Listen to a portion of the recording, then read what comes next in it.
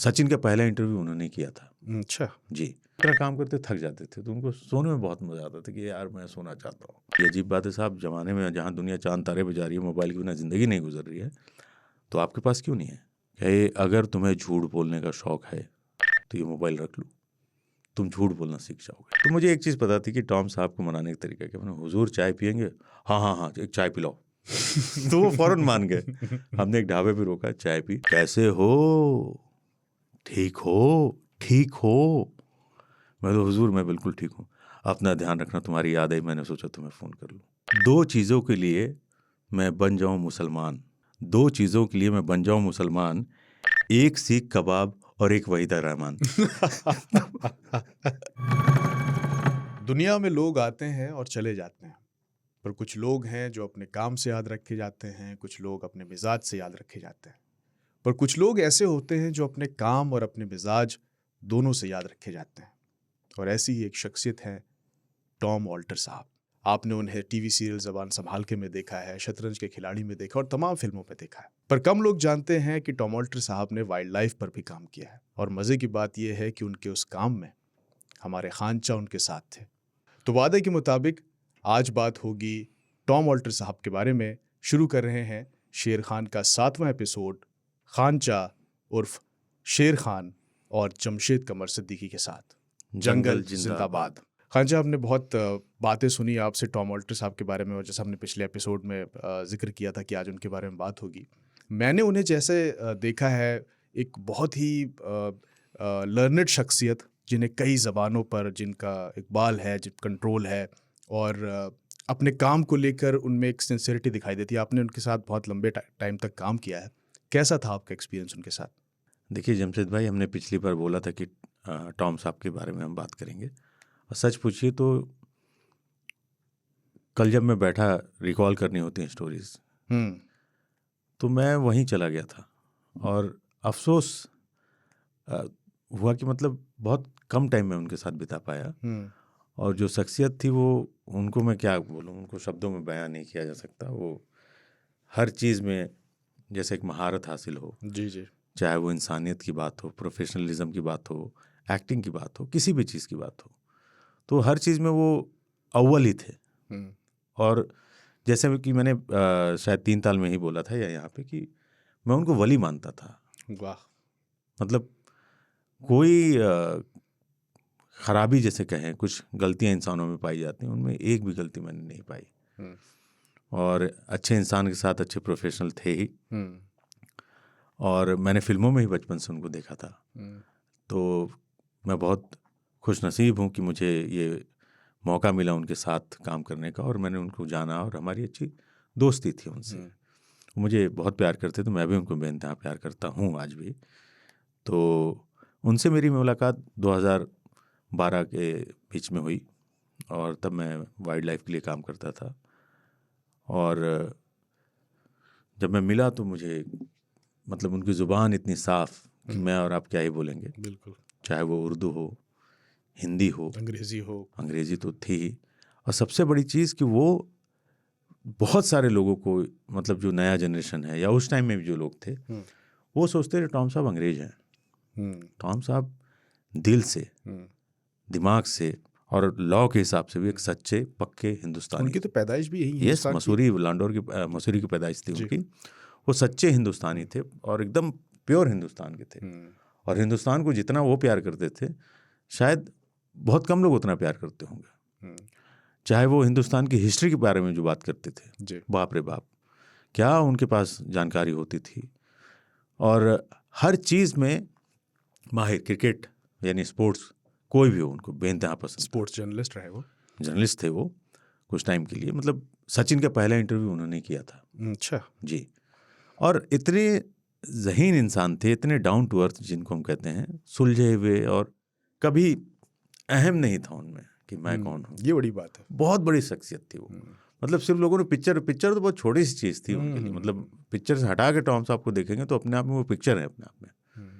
तो जो मैंने देखा, जो मैंने जाना, और इस बात पे सोचिए, छोटी सी कहानी उनकी यहाँ पे आती है कि जब तेंदुलकर का इंटरव्यू किया तो भाई बहुत बड़ी बात थी। जाहिर है, जब भी आप ढूंढेंगे सचिन का फर्स्ट इंटरव्यू, तो टॉम साहब दिखेंगे। सचिन बिल्कुल बच्चे से थे उस समय।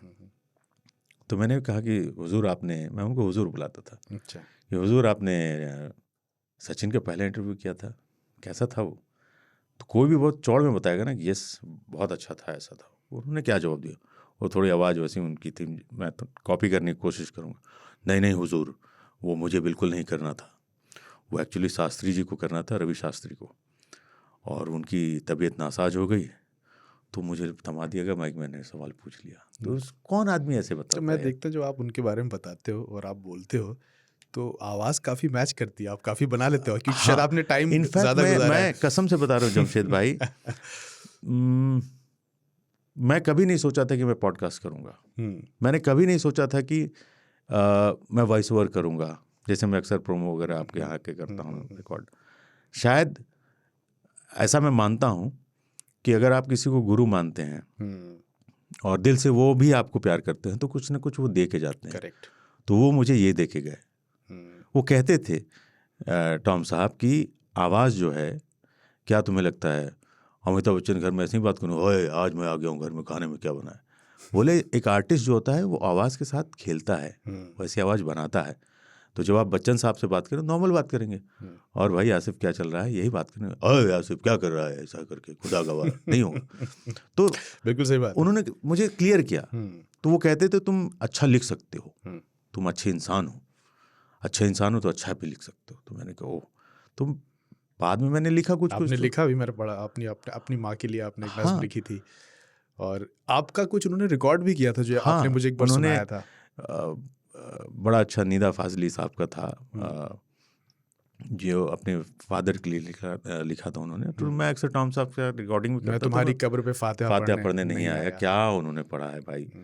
तो वो मैं रिकॉर्ड करके रखा हुआ मेरे पास ही है, तो वो डाल भी देंगे हम। इनफैक्ट छोटा सा चंक एक उनका कमाल की रिकॉर्डिंग हुई थी वो।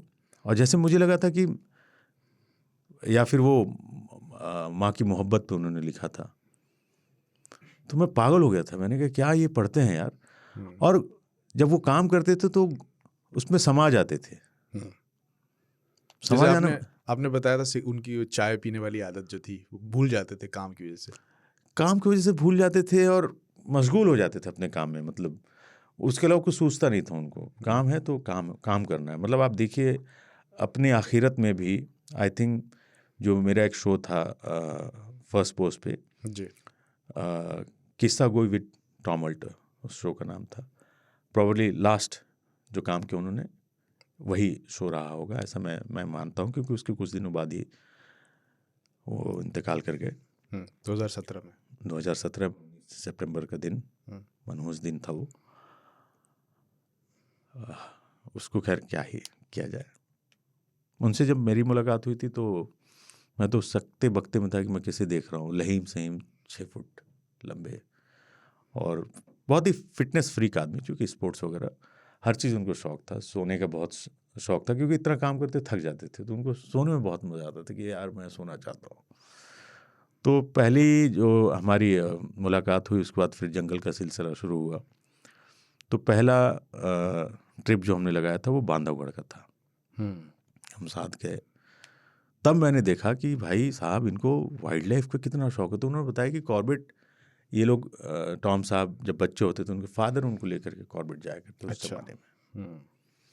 तो वो शौक था उनको, और इन्वायरमेंट को लेकर बहुत ही ज़्यादा वो सख्त थे, मैं कहूँगा। अगर गलती से मेरे हाथ से भी कुछ गिर जाता था तो वो उठा लेते थे। अरे कि ये तुम क्या कर रहे हो, तुम क्या कर रहे हो, ये जंगल को तुम गंदा करने आओ। तो डांटते भी बहुत थे। तो हुजूर गलती हो गई। तो बल्कि एक बार अगर जंगल आ गया तो सूरी साहब आएंगे। सूरी साहब थे, हम दोनों थे। उन्होंने एक सिगरेट जलाई और पैर से बुझा दिया। उन्होंने कहा ये उठाओ और डस्टबिन में डालो। तो हमने वो दिया कि ये तो कागज़ है, ये तो मिट्टी मिल जाएगा, घुल जाएगा। बिल्कुल नहीं घुलेगा, तुम्हें पता नहीं है इसके अंदर जो फिल्टर है वो सिंथेटिक होता है और वो कभी निकलता।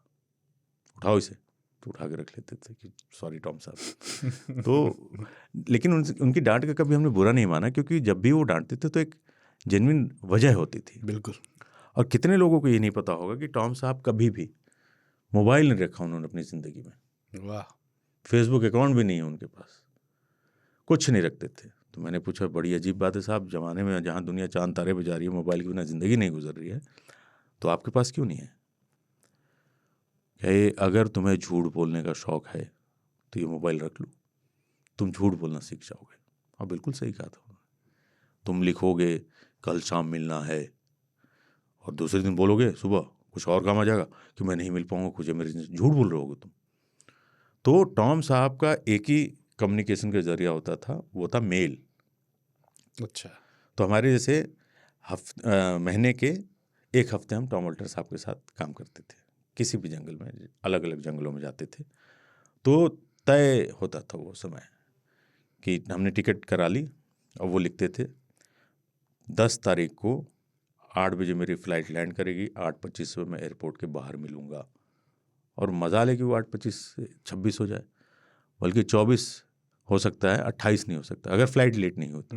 तो वादे के पक्के कह दिया, मतलब ज़ुबान अपनी डायरी में लिख लिया। और उनके जो पीए नहीं कहूँगा वो, क्योंकि किसी को उस तरह से वो ट्रीट नहीं करते थे, भाई कहूँगा, उनके छोटे भाई इस्माइल साहब थे, जो उनका पूरा शेड्यूल वगैरह बनाते थे और रखते थे। तो एक किस्सा यूँ हुआ कि हम जा रहे थे सरिस्का, तो सूरी साहब, मैं और टीम भी थी, 2 गाड़ी हमारी थी। एयरपोर्ट पर टॉम साहब आ गए और गलती से हम लेट हो गए थे और हम पहुँचे एयरपोर्ट। टॉम साहब गुस्से में खड़े। तो सूरी साहब बोले आइए टॉम साहब चलते हैं, क्योंकि हमें वहीं से सरिस्का जाना निकलना था। उन्होंने कहा कहाँ रह गए थे तुम लोग? तो मैंने कहा हुजूर वो ट्रैफिक में। मुझसे झूठ बोलते हो, मुझे पता नहीं तुम्हें पता था कि जब इतने बजे मैं यहाँ आ जाऊँगा तो उतना टाइम लेके चला चाहिए था तुम लोगों को। वहाँ भीड़ भी लग गई 10 लोगों की कि भाई टॉम वॉल्टर साहब डांट रहे हैं। मैं और सूरी साहब सर झुकाए खड़े, गुस्से में वो भी कुछ नहीं बोल रहे, हम थोड़े डर में भी थे। तो मैंने कहा हुजूर चलें, काम खराब हो जाएगा, चलो।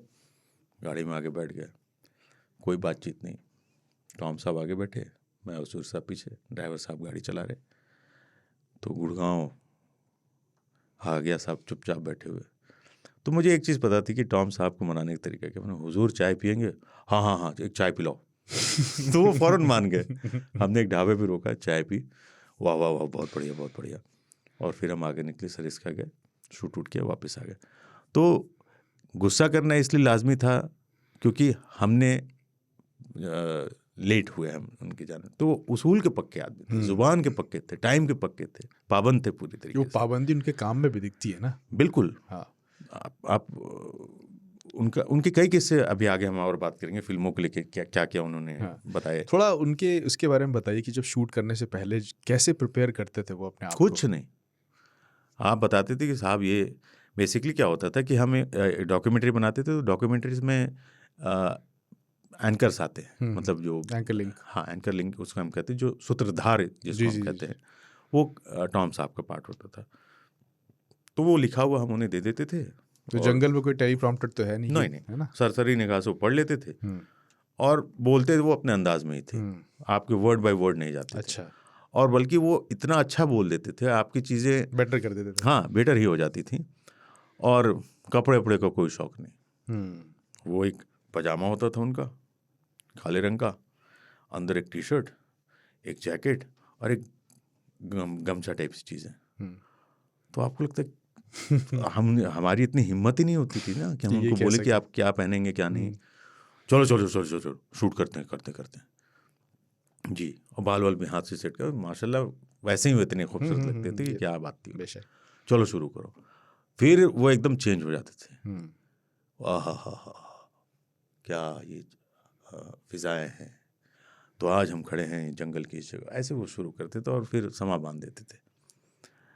और खाने का बिल्कुल भी शौक नहीं था उनको। अच्छा। खाने का सुबह उनका जो नाश्ता, 2 ब्रेड पे वो जेम लगा करके दे दो, वही उनका नाश्ता होता। तो चाय तो आप जितनी दे दो उनको। और दोपहर में चॉकलेट रखते थे वो, 5 स्टार टाइप से छोटी मोटी चॉकलेट वो, और बादाम वगैरह रखते थे, 1-2 खा लिया।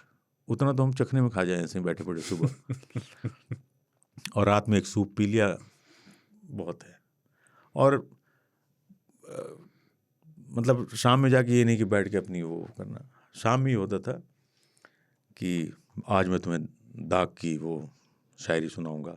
कितनी किस्मत वाला था मैं यार। आज मैं गालिब तुम्हें सुनाऊंगा। कितना किस्मत वाला मैं कि टॉम साहब बैठ के पढ़ रहे हैं और मैं सुन रहा हूँ। वाह। तो उसका मज़ा ही अलग होता था ज़िंदगी का हमारे। और हर उस पे जैसे हम जा रहे कि टॉम साहब, हुजूर, बोलो बोलो बोलो, इस जैसे जंगल का एक अच्छा सा पैच है, कुछ एक शेर हो जाए, रोको रोको रोको, इस मौके पे एक शेर हो जाए, रोको रोको रोको, गाड़ी रोको, याद आ गया, एक शेर वहीं पे। तो और एक शेर उनके दिमाग में अटक गया था, तो उन्होंने अपने किसी दोस्त को फ़ोन लगाया, वो एक मैं भूल गया क्या था वो, ज़रा सुनाओ मुझे। तो पता है कि टॉम साहब ये बोला, हाँ याद आ गया, अब रुको, अब मैं तुम्हें सुनाता हूँ। तो इतने अच्छे इंसान,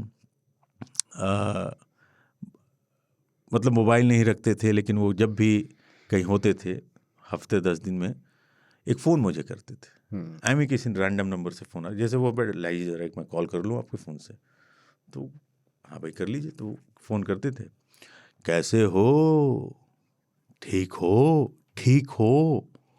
मैं तो हुजूर मैं बिल्कुल ठीक हूँ, अपना ध्यान रखना, तुम्हारी याद आई, मैंने सोचा तुम्हें फ़ोन कर लूँ।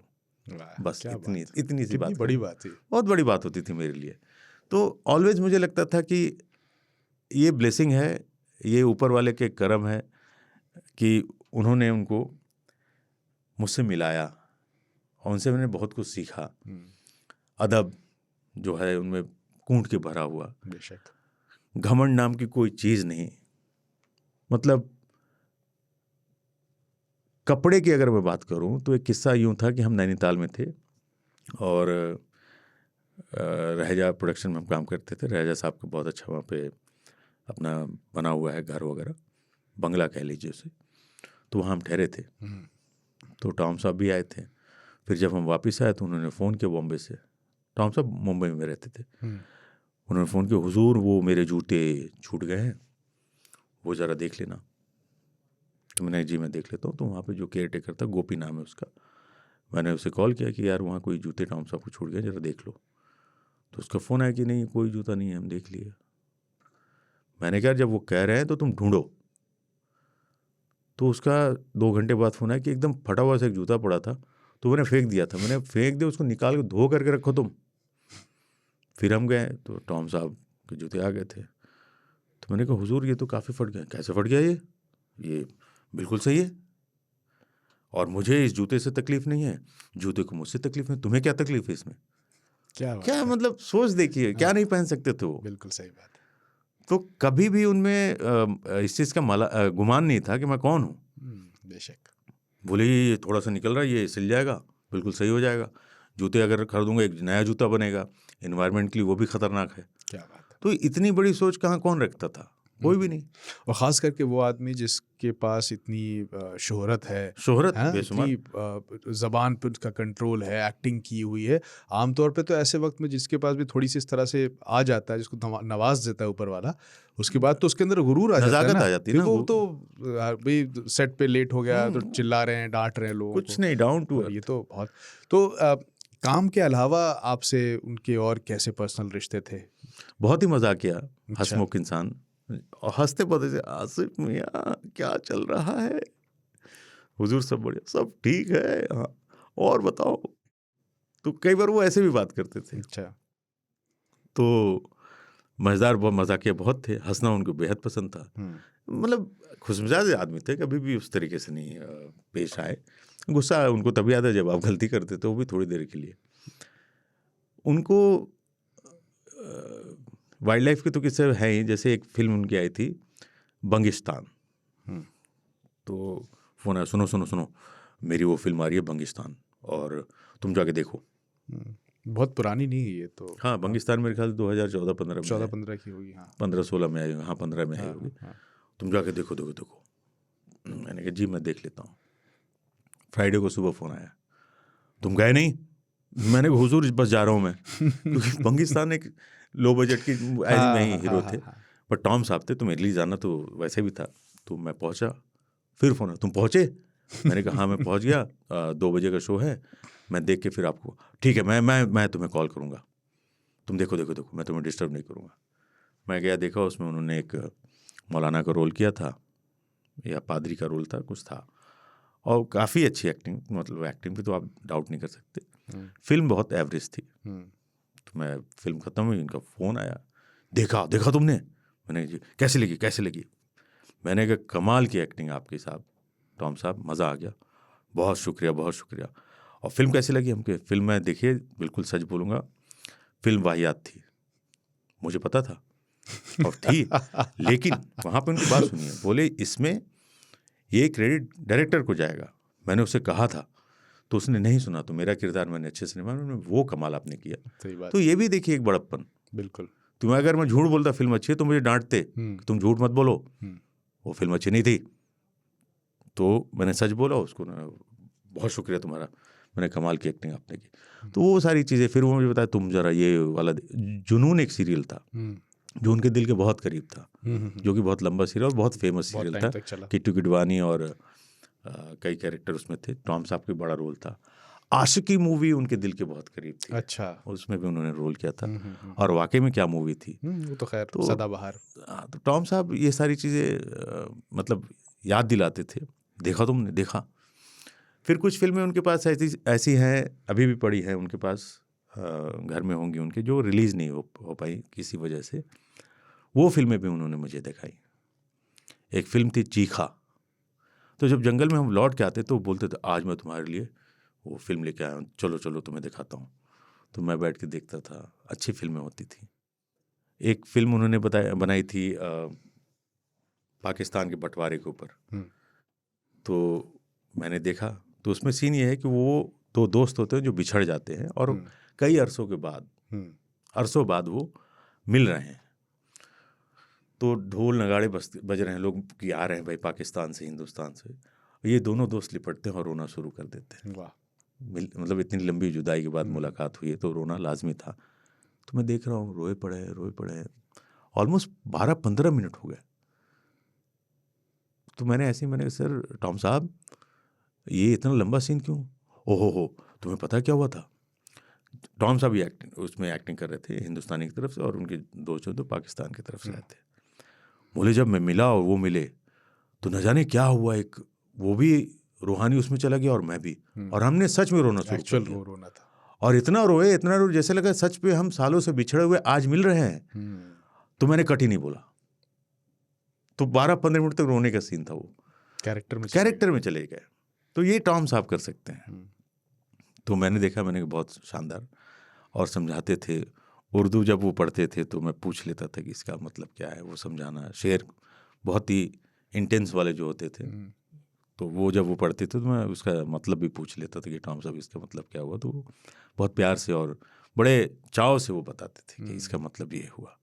दूरदर्शन पर उनका एक सीरियल आता था जिसमें वो इंटरव्यू करते थे कई टीवी एक्टर्स के साथ। और हाँ, कई ऐसे शोज आए, बट एक शो मुझे याद है, जो पहला शो था न्यूज़ के लिए उन्होंने किया था, एज जगह जगह अलग अलग शहरों में जा कर के लोगों से इंटरेक्ट करना था जी।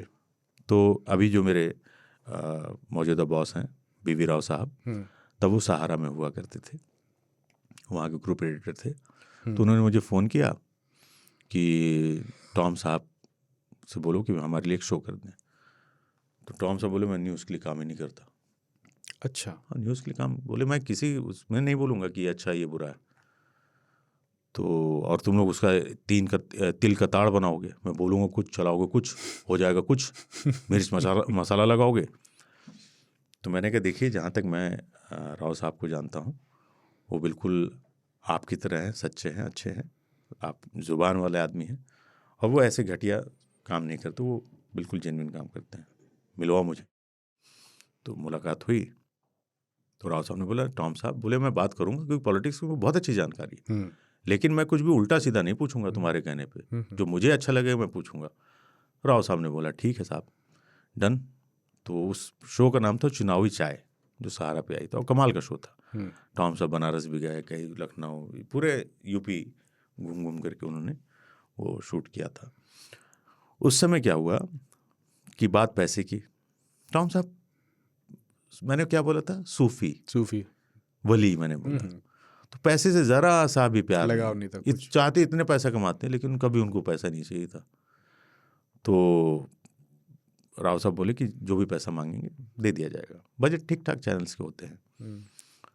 तो ये था कि 3 लाख रुपए पर एपिसोड भी हम दे सकते हैं। तो वो उन्होंने मुझे बताया था, मैंने कहा ठीक है। तो मैंने टॉम साहब तो बताएं इसको कर लेते हैं, एक अग्रीमेंट बनना है। तो उन्होंने कहा हुजूर मैं एक बात बोलूं। मैंने कहा हाँ। मैं इस बार थोड़े पैसे ज़्यादा लेता हूँ, क्योंकि ट्रैवल भी करना पड़ेगा। मैंने कहा हाँ आप जो भी बोलिए। मैं उनसे 25,000 रुपये पर एपिसोड लूँगा। अरे क्या यार, क्या आदमी है। उनको अपनी वर्थ पता है कि 1 लाख 2 लाख, वो ऐसा नहीं कि उनको अनभिज्ञ थे, लेकिन उन्होंने 25,000 ही मांगे।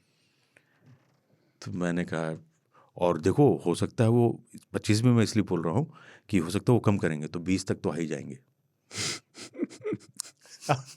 ठीक है। तो उन्होंने ओके किया, वहाँ से फ़ौरन मेल आया डन। राव साहब मुझे फ़ोन किए कि अरे मेरा बजट तो इतना था। मैंने कहा उन्होंने जितना वो ओके उन्होंने जो मांगा आपने दे ही दिया है। तो जेन्युइन में मुझे दोनों तरफ से होना था। और टॉम साहब ऐसे नहीं कि मैं बोलता सर 3 लाख का बजट भड़क जाते, तुमने पहले से मेरा सौदा कर लिया है। वो इस तरीके के आदमी थे। तो मेरी हिम्मत नहीं हुई कि मैं उनको बताऊं कि साहब 3 लाख रुपए का ऑफर है। कंपनी तो आपको कंपनी की तरफ से भी ईमानदार रहना है। नहीं यहाँ पे मैं इसलिए नहीं बताया क्योंकि वो मुझे डांट देते कि तुमने बगैर मुझसे पूछे मेरा रेट लगा दिया कि मैं इतना पैसा लूंगा। तो इस डर से मैंने नहीं बताया, और उनकी शराफत भी थी।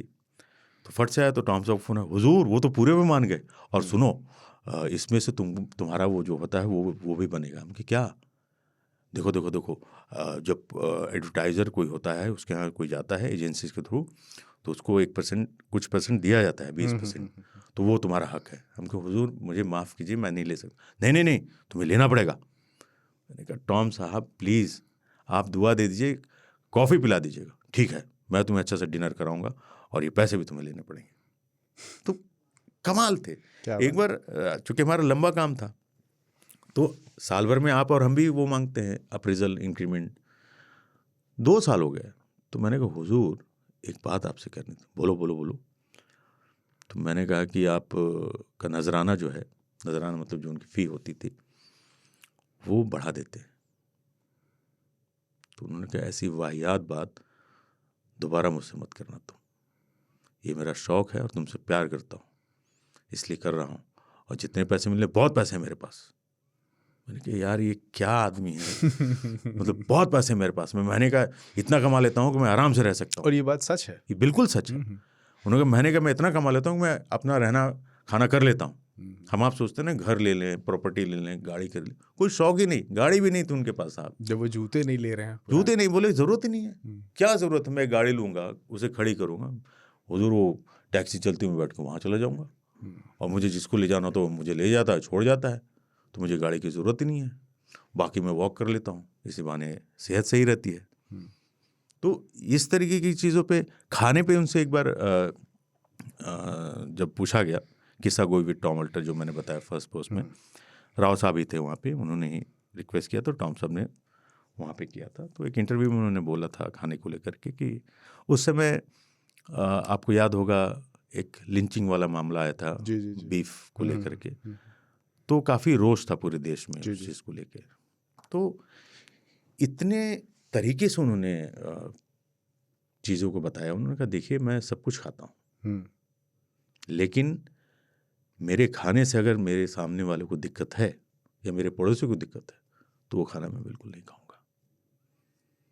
मेरे खाने से किसी को तकलीफ़ है तो मैं नहीं खाऊंगा। फिर उन्होंने बताया कि देखिए खाना जो है, हिंदुस्तान का जो खाना है और अंग्रेज़ों का जो खाना है, अंग्रेज़ बीफ खाते हैं, पोर्क खाते हैं, सब खाते हैं। तो उन्होंने वहाँ पे बताया कि देखिए क्या है कि हिंदुस्तान के खाने में इतने मसाले, इतना लजीज होता है कि आपकी भूख से ज़्यादा आप खाना खाते हैं। आप बैठेंगे 2 पूड़ी खाने, 4 पूड़ी खिला देगा वो। तो और अगर आपने नहीं खाया तो वो बुरा मान जाएगा कि खा नहीं रहे हैं। टॉम साहब 1972 में FTI गए, पुणे में जो इंस्टीट्यूट है फिल्म एंड टेलीविज़न का, उर्दू सीखने के लिए। तो उनकी वहाँ पे जो दोस्ती रफ़ीक साहब से हुई। अच्छा। उनके अच्छे दोस्त। और पहली बार टॉम साहब ईद की दावत खाने गए। तो उन्होंने किस्सा बताया कि मैं गया तो भाई बेहतरीन खाना, कोरमा, कबाब और सारी चीज़ें मौजूद थी वहाँ पे। तो उन्होंने खाया चाव से। फिर रफ़ीक साहब के एक दोस्त थे, उन्होंने कहा मेरे घर भी खाइए। बोले मैं तो वहाँ भी खाया, अब तकल्लुफ़ में क्या करता। फिर उनके एक दोस्त थे, उन्होंने कहा मेरे यहाँ भी खाना का पड़ेगा हुजूर। बोले ओ हो, वो खाना खाने के बाद मैं हफ्ते 10 दिन तक बीमार रहा, क्योंकि आदत नहीं। तो उन्होंने कहा हिंदुस्तान का कल्चर इतना अच्छा है। फिर उन्होंने बताया कि अपने फादर से मिलने गए थे अमेरिका, तो उनके फादर और उनके जो अजीज़ दोस्त थे फादर के, उन्होंने डिनर पे बुलाया। अब यहाँ पे दिखी थ्योरी। तो उन्होंने कहा कि हम 6:20 पे उनके घर में एंट्री मारते हैं, 6:30 पे खाना लगता है और 6:45 पे हम घर से बाहर। तो हुआ कि क्यों? उन्होंने कहा क्योंकि खाने में आप उबला हुआ वाले कितना ही खा लोगे, और वो बहुत थोड़ा खाना खाते हैं। सही है। वो दिन में कई बार खाते हैं थोड़ा। तो ये फ़र्क हिंदुस्तान और बाकी लोगों का खाने में होता है। कितनी अच्छी बात बताई उन्होंने। तो ये टॉम साहब ने बताया कि क्रिश्चियन, जो नॉर्थ इंडिया के क्रिश्चियन हैं, वो क्रिसमस पे गुजिया बनाते हैं, जो गुजिया होली और दीपावली पे भी हम बनाते हैं। तो उन्होंने बताया, वहाँ पे टॉम साहब मजाकिया थे, तो उन्होंने एक शेर पढ़ा कि 2 चीज़ों के लिए मैं बन जाऊँ मुसलमान, 2 चीज़ों के लिए मैं बन जाऊँ मुसलमान, 1 सीख कबाब और 1 वहीदा रहमान। तो फिर उनके एक दोस्त थे वहीं पे मसूरी में, अनवर मियाँ। तो उन्होंने कहा अच्छा, अनवर मियाँ उनके बचपन के दोस्त रहे होंगे। तो उन्होंने बताया कि अनवर मियाँ होते, तो उन्होंने बोला कि 2 चीज़ों के लिए मैं बन जाऊँ हिंदू, 1 मटर पनीर और 1 बिंदु। वाह।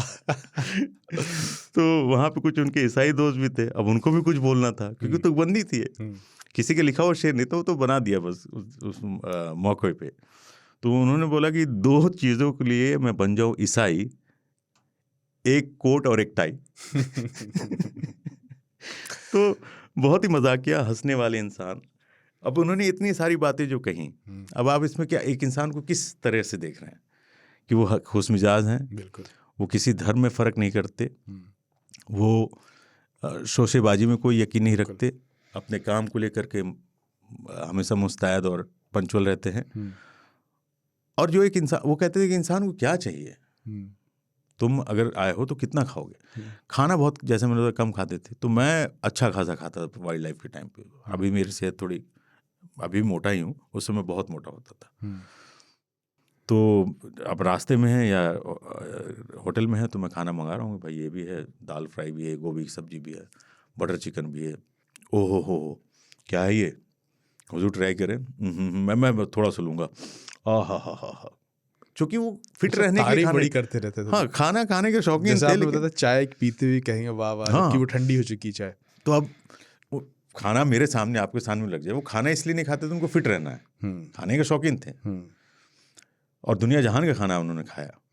तो अब सामने लग गया, तो 1 घंटे बैठ के आप क्या करेंगे। मैं खा रहा हूँ तो वो भी साथ में ही है, हम सफ़र में हैं। तो ओहो हो, लाओ ये कैसा है, ये बहुत बढ़िया हुजूर, मैंने कहा लीजिए ट्राई कीजिए।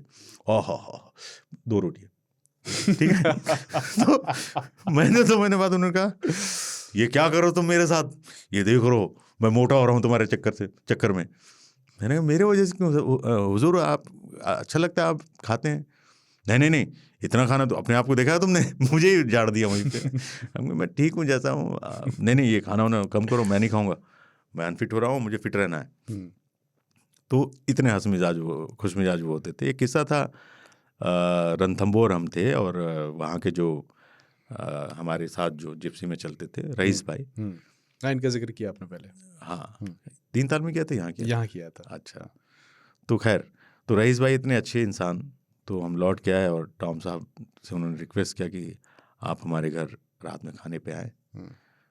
टॉम साहब ने बिल्कुल आऊँगा। तो हम होटल पहुँचे, मैं टालने के मूड में थका हुआ था बहुत ज़्यादा। तो मैं अपने कमरे में गया, टॉम साहब अपने कमरे में। उन्होंने कहा कि 1 घंटे में तैयार होके चलते हैं। तो मैंने जी मैं कमरे में लेटा हुआ, बेल बजा, मैंने दरवाज़ा खोला, सफ़ेद कलर की पठानी सूट, और वही शब्द मेरे हैं, नूर ऐसा कि लगा कि वली कोई खड़ा है सामने। मैं देखते रह गया। उन्होंने कहा तुम तैयार नहीं हुए। मैंने कहा हुजूर वो हल्की सी मेरी तबीयत नासाज, देखो मुझसे झूठ मत बोलो, तुम वादा किया है मैंने और तुमने भी, वो हमारे लिए दिन भर साथ रहते हैं, क्या हम 1 घंटे उनके घर नहीं आ सकते? मैं झटपट अपना कपड़ा पहना गए, टॉम साहब टू टॉम साहब, बच्चे घर में हैं, उन्हीं के साथ खेलना शुरू, बातचीत शुरू, और घंटों 2 ढाई 3 घंटे वहीं पे मैंने कहा हाँ थका दिया। और उस दिन मैंने पहली बार फिश बिरयानी खाई, मछली की बिरयानी, कमाल का बना था, रईस भाई ने घर में बनवाया था, उनकी वाइफ ने बनाया था। तो इतनी मिलनसार आदमी, कोई और होता तो जैसे मैं टाल ही रहा था ना कि मैं थका हुआ हूँ, तो थके तो वो भी थे, बट जुबान दे दी जाना है फिर। और इसलिए क्योंकि रईस ने कहा, कोई रईस आदमी कहता ना शायद मना कर देता, हट जाओ यहाँ से। बुरा मैंने देखा उनके साथ, जो एक खलिश उनको रही, जो कि बहुत गलत था, कि कोई उन्हें देखता था ना अंग्रेज समझता था। तो जब वो बात की हुजूर, तो कोई बगल में खड़ा हुआ एमी कोई आदमी खड़ा, अरे ये तो हिंदी बोल रहा है, तो वो जो गुस्सा उनको आता था, और उल्लू के पट्टे, तुम्हारे बाप को भी हिंदी सिखा दूंगा मैं, ये शब्द उनके निकलते थे। मैंने हुजूर शांत हो जाइए, भीड़ लग जाता था, नहीं क्या समझता है ये बदतमीज इंसान, तो अगला वक्त और लगता है ये अंग्रेज, गुस्से में जो उनका चेहरा। करेक्ट। एक बार एयरपोर्ट का किस्सा था, वो आ रहे थे, तो एक साहब थे, लाइन तोड़ करके आगे चले गए। टॉम साहब उसूल के पक्के आदमी, टॉम साहब ने बोला हुजूर आप भी जरा आ जाएं लाइन में। तो उसने यूँ देखा, मतलब हम दिल्ली वालों की आदत होती है ना, वो वहीं खड़ा। तो टॉम साहब गए, उसका बैग उठाया और यूँ फेंक दिया, अरे बाप रे, जाओ ले लो, बहुत जल्दी है तुम्हें। तो गलत चीज़ बर्दाश्त नहीं करते थे अपने सामने होते हुए देख करके, आवाज़ उठाते थे। बिल्कुल।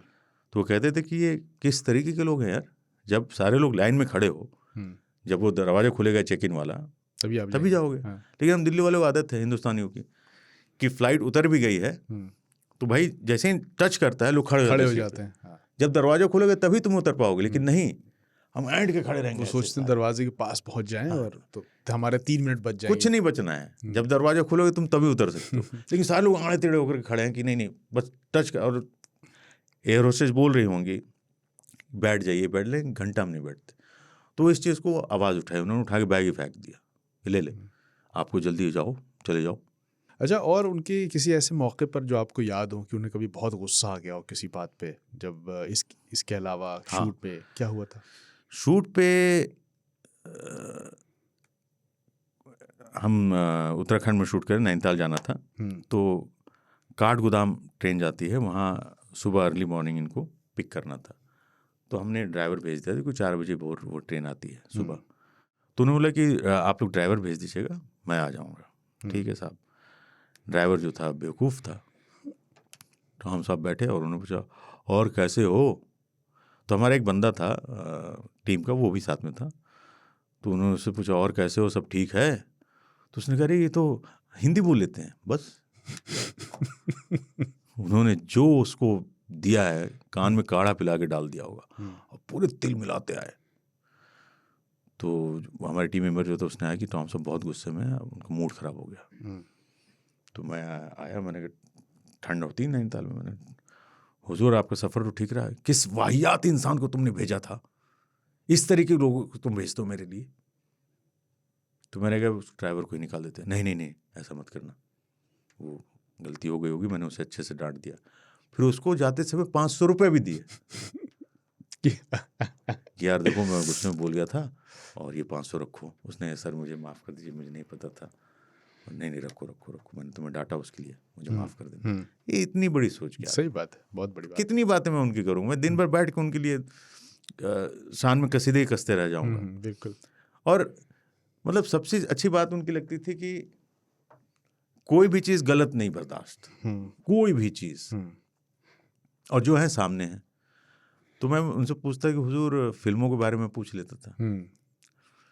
तो बोले कि एक फिल्म आई थी चरस, हाँ धर्मेंद्र जी। तो तब फिल्में ना बड़े दिनों के बाद रिलीज होती थी, हिट होती थी, क्योंकि सोशल मीडिया नहीं होता था, सिनेमा हर जगह पे नहीं होता था।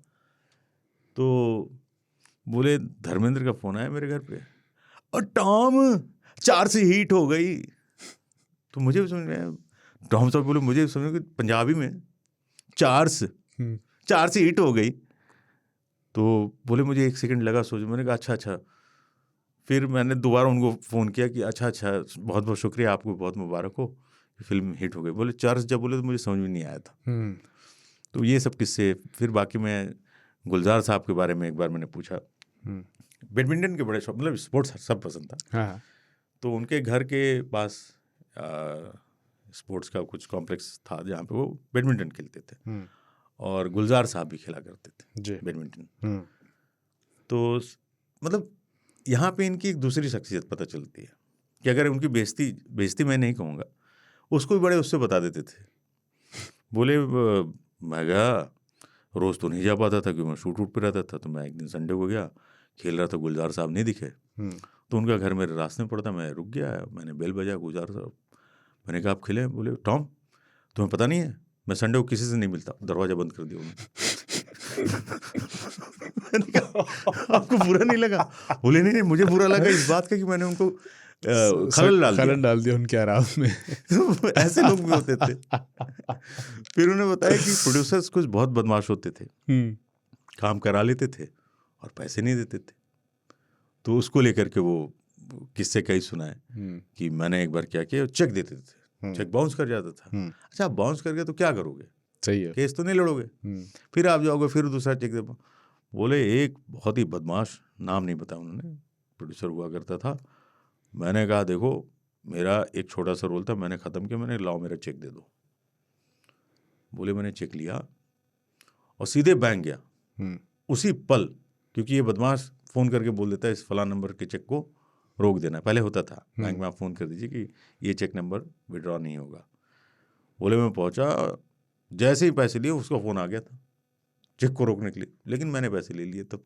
तो टॉम साहब कई बार तो फ़ोन आया, हुजूर हुजूर हुजूर। मैंने जी हुजूर बताएं। और सुनो मुझे 5,000 रुपये चाहिए, मैं फ़लाने जगह मुझे बुलाए। चैरिटी बहुत करते थे। अच्छा। छोटे मोटे स्कूल में बच्चों से उनको बहुत लगाव था। कोई छोटे मोटे स्कूल से आ गए, टॉम साहब 26 जनवरी पे आ जाइए या किसी ऐसे ओकेजन पे आ जाइए, तो वो चले जाते थे और पैसे नहीं लेते थे। टिकट के पैसा जो होता था वही ट्रेन से ही चले जाते थे। मैंने क्या वो हुजूर सब ठीक, मैं भिजवा देता हूँ और पैसे दो। नहीं बस 5,000 दे दो, एक्चुअली इन्होंने जो बुलाया था इनकी माली हालत ठीक नहीं है जी, तो मैं इनसे रिटर्निंग की टिकट मैं चाह रहा था कि मैं खुद से करूँ। क्या बात। तो ये टॉम साहब, और ऐसे रहना वो अच्छे होटल में पसंद करते थे। तो दिल्ली जब भी आते थे तो या तो IIC में रुकते थे या तो एम्बेसडर होटल जो है वहाँ रुकते थे। तो कई बार मैंने देखा कि जैसे 3 दिन 4 दिन उन्होंने काम किया तो मान लीजिए 100 रुपये बनते हैं ऐसे। तो हुजूर मैं उस होटल में 3 दिन सोना चाहता हूँ, और ये सुनो तुम किसी को मत बताना मैं यहाँ हूँ, क्योंकि उनके चाहने वाले बहुत थे। जो एक एलीट क्लास, जो पढ़ा लिखा क्लास था, टॉम साहब के साथ कहीं निकल जाओ मिल जाते थे एक से एक लोग, इंटेलेक्चुअल्स। यस। 3 दिन तुम किसी को मत बताना मैं यहाँ रुका हूँ, और तीसरे दिन शाम में आ जाना, डिनर साथ करेंगे। 3 दिन वो कमरे में सोते ही रहे, चाय पीते थे, ब्रेड खाते सो जाते थे, चाय पीते ब्रेड सो जाते थे। तो तीसरे दिन मैंने पहुंचा तो मैंने पेमेंट करा दिया था। सुनो ये जो 3 दिन मैं सोया हूँ इसके पैसे तुम काट लेना। मैंने कहा अरे हुजूर हो जाएगा सब, इतना तो कंपनी का है। नहीं ये तुम काटोगे और मुझे अभी बताओ कितना हुआ। मैंने कहा यार क्या इनका करूँ। मैंने होटल में फ़ोन किया, मैंने भाई इनका कितना बिल है। तो आमद से ज़्यादा खर्च कर चुके थे वो। मतलब 100 रुपये मान लीजिए फीस थी, मैं पैसे नहीं बताऊँगा, तो 120 रुपये खर्च थे होटल के। उन्होंने ठीक है अब 20 रुपये मैं तुम्हें दूंगा, मतलब जो एक्स्ट्रा है वो मैं तुम्हें पे करूँगा। इतनी बड़ी सोच के आदमी है कि क्या नींद आई क्या नहीं, उफ मज़ा आ गया, 3 दिन सो गया। अब मैं इतना चार्ज हो गया हूँ कि अगले 1 महीने तक अगर सोने को नहीं मिलूँगा काम कर लूँगा। कि अरे हुजूर, तो काम बहुत था उनके पास। काम उनकी ग़िज़ा थी, जो खुराक थी उनका वो काम था। मैंने पूछा फिल्मों में आप क्यों आए, तो वो HD होती थी बाइक, देहरादून से बॉम्बे वो HD से गए थे। अरे वाह। और राजेश खन्ना के बहुत बड़े वाले फ़ैन। तो आप कह सकते हैं कि फिल्मों में आने की वजह राजेश खन्ना थे, वरना वो टीचर थे टॉम साहब। तो ये वजह रही। अब उनका एक दूसरा एस्पेक्ट था, जब FTI में वो गजेंद्र चौहान जी आए तब उन्होंने रिजाइन कर दिया था। और उन्होंने बोला कि अब जो फिल्में आएंगी वो सरकारें बनवाएंगी अपने एजेंडे वाली मूवीज। उन्होंने तब बोला, तब मुझे लगा ऐसे ही बोल रहे हैं। वो चीज़ें हुई। आज के डेट में फिल्में जितनी बनती हैं आप देख लीजिए, एजेंडा बेस पे ही बन जाती हैं, बनी रही हैं। काफ़ी फिल्में बन काफ़ी फिल्में बनी। ये अलग बात है कि वो फिल्में चलती नहीं है, लेकिन फिल्में बनी। तो इस चीज़ से नाराज थे एक आदमी जिसको इल्म ही नहीं है। गजेंद्र चौहान क्या एक एक्टर ही तो थे ना। उस वक्त तो सबने यही बात कही। हाँ, वो डिजर्व नहीं करते थे, इंडस्ट्री के अंदर से भी यही बातें। हाँ, डिजर्व नहीं करते थे, लेकिन उनको दिया गया। तो उन्होंने रिजाइन किया कि मैं नहीं कर सकता काम, ये मेरे उसूल के खिलाफ है। चाहते तो वो कंटिन्यू करते, बिल्कुल भी नहीं। उन्होंने कहा हुजूर मैंने, बल्कि उन्होंने पैसे भी छोड़ दिए थे, उस महीने की तनख्वाह वगैरह थी कि मुझे नहीं करना इस आदमी के साथ। तो ये टॉम साहब की शख्सियत थी। बेशक। तो टॉम ऑल्टर साहब के साथ आपका जो खांचा वो जो साथ रहा है वो तो बहुत तवील, बहुत अरसे तक रहा है, तो जाहिर है आपके पास तो बहुत किस्से होंगे, शायद सुबह से शाम हो जाए और कई एपिसोड्स हो जाए। और हम आगे करेंगे भी बात इंशाल्लाह, इस पर हम बात करेंगे। टॉम साहब इतनी बड़ी हस्ती है मैं कहूँगा कि उन पे पूरा दिन क्या 2-3 दिन भी कम पड़ जाएगा। और कोई सवाल भी ऐसा सच मेरे पास इसलिए इसके नहीं है क्योंकि मैं बस किस्से सुनना चाहता था आपसे उनके बारे में, क्योंकि हमने उनको हमेशा स्क्रीन पे देखा है, उनके काम के ज़रिए देखा है, पर शख्सियत के तौर पे वो कैसे थे, उनका मिजाज कैसा था अपने कोवर्कर्स के साथ, अपने साथियों के साथ, तो वही हम जानने की कोशिश में थे। तो आपने बहुत बढ़िया किस्से बताए। अगर कुछ रह गया हो और आप कोई किस्सा बताना चाहते हो? नहीं, बिल्कुल। अब इतने किस्से में क्या बता, लेकिन ये भी बता दूं कि 2008 में मेरे हुजूर को पद्मश्री भी मिला।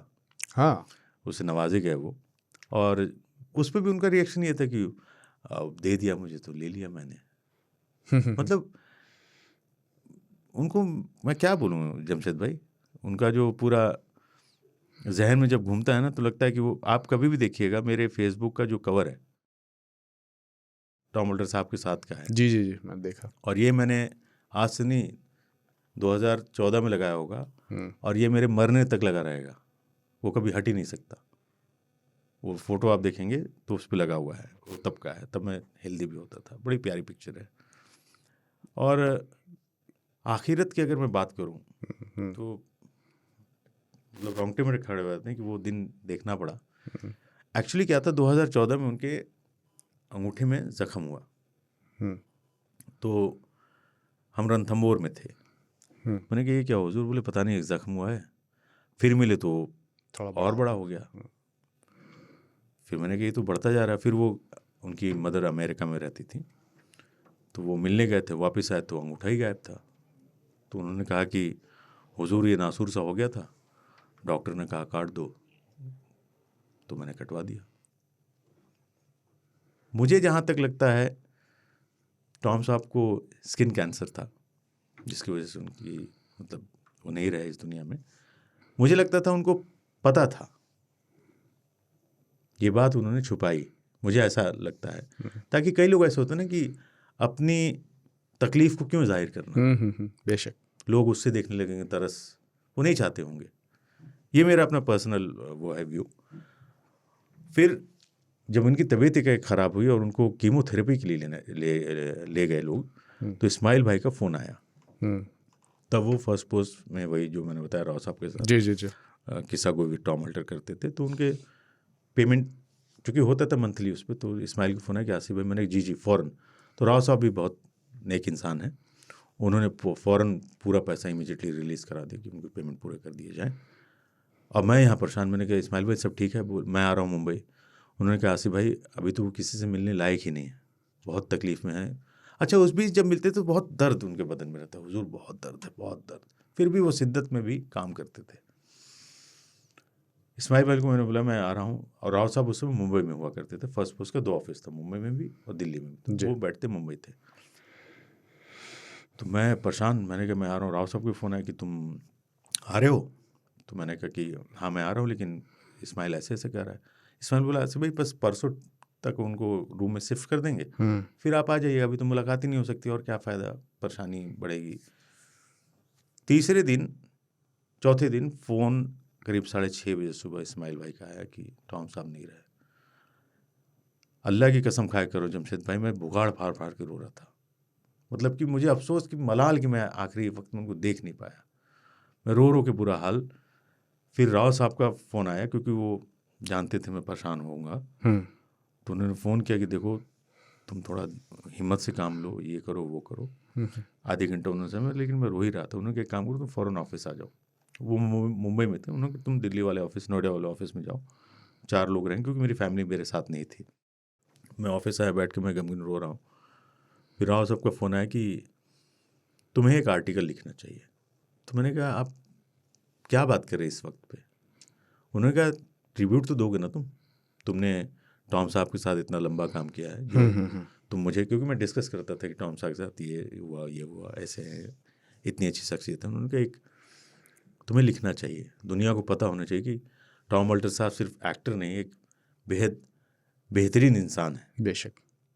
तो एक बगल में एक बंदा बैठ गया, मैं रो रहा था, मैं अपने किस्से कुछ सुना रहा था। तो वो आर्टिकल भी है, कमाल का वो निकल के आया है। ऐसा राव साहब ने बोला कि बेस्ट आर्टिकल मैं कहूँगा टॉम साहब के लिए, जो ट्रिब्यूट हर न्यूज़पेपर हर जगह पे खबर थी। ये खबर थोड़ी अलग ये इसलिए थी कि वहाँ पे टॉम साहब की शख्सियत को हमने बताया।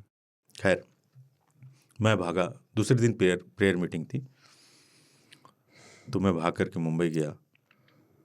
तो वहाँ पे एक चर्च था, जहाँ पे जब मैं पहुँचा तो गुलजार साहब, राव साहब भी गए थे मेरे साथ, गुलजार साहब थे, और वो जो ओमकारा मूवी बनाए थे विशाल भारद्वाज साहब थे, और भी कई बड़ी हस्तियाँ, काफ़ी अच्छे लोग वहाँ पे इकट्ठा थे। और मैं बैठा रहा, और टॉम साहब की फिल्म एक चलाई गई थी, मतलब फैमिली वालों ने बनाई थी, बचपन से लेकर के उनकी फ़ोटो वगैरह जोड़ करके, वो मैं देखता रहा।